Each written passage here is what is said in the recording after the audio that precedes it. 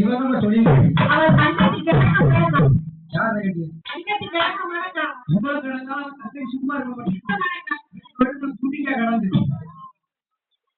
ஆமா அண்ணனை பத்தி கேட்டீங்கன்னா விளங்குவியா?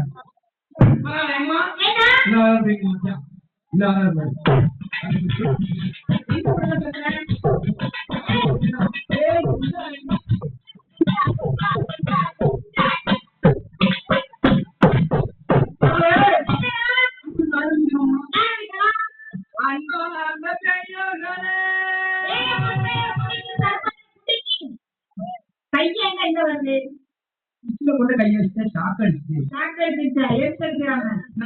சுற்றி போடுறது. ஏன்டா கை இங்க வருது? அவங்க கை வந்தது கூட என்ன செய்வேன்? வந்து போனாவா? என்ன செய்வேன்? பூசாரிட்ட போவேன்.